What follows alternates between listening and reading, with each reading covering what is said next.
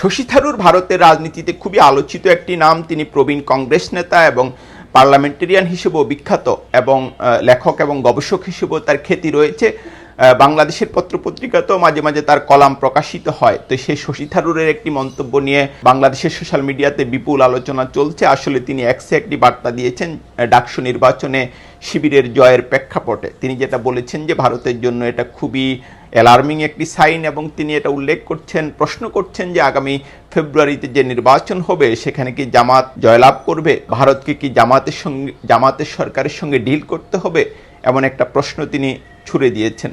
এমনিতে আমরা যদি দেখি যে ভারতের যে সরকারগুলো কিংবা ভারতের রাজনীতিবিদরা বাংলাদেশের আভ্যন্তরীণ একটি ব্যাপারে সবসময় একই ইস্যুতে হস্তক্ষেপ করে আসছে। আপনাদের যদি স্মরণ থাকে 2014 সালের নির্বাচনের আগে ভারতের যে পররাষ্ট্র সচিব বাংলাদেশ সফর করেছিলেন, তিনি হুসেইন মোহাম্মদ এরশাদের সঙ্গে একটি বৈঠক করেন এবং সেখানে তিনি এরশাদকে বলেন জাতীয় পার্টি যদি নির্বাচনে না আসে তাহলে জামাত শিবির ক্ষমতায় চলে যাবে এবং এরশাদ নিজে প্রেস ব্রিফিং করে এটা বলেছেন। এবং ভারতের রাজনীতিবিদদের আমরা যদি আচরণ দেখি গত 1.5 দশক 2 দশকে, তাহলে যেটা দেখব যে বাংলাদেশের আভ্যন্তরীণ রাজনীতিতে তারা বারবার হস্তক্ষেপ করছেন এবং একই কথা বলে যাচ্ছেন।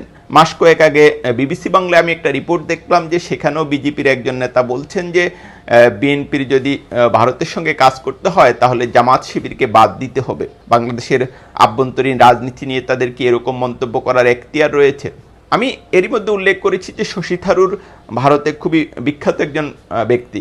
তিনি যেটা এক্সে যে বার্তা দিয়েছেন সেখানে আরও বেশ কিছু বিষয় উল্লেখ করেছেন এবং বোঝা যায় যে বাংলাদেশের রাজনীতি নিয়ে তিনি খুবই ওয়াকিবহাল। তিনি যেটা বলেছেন যে বর্তমানে নিষিদ্ধ আওয়ামী লীগ এবং বিএনপির ক্রমশ জনপ্রিয়তা কমছে এবং তিনি যেটা বলছেন যে তাদের উপর মানুষ হতাশ এবং এই কারণেই জামাতের জনপ্রিয়তা বাড়ছে এবং তিনি এটা উল্লেখ করছেন যে এর মানে এই না যে ইসলামিস্ট বা মৌলবাদীদের এখানে উত্থান হচ্ছে। তিনি যেটা বলছেন যে জামাতের বিরুদ্ধে দৃশ্যত দুর্নীতি কিংবা মিসগভর্নেন্সের কোনো রকম অপশাসনের ওইভাবে অভিযোগ নাই যেটা আওয়ামী লীগ এবং বিএনপির বিরুদ্ধে রয়েছে।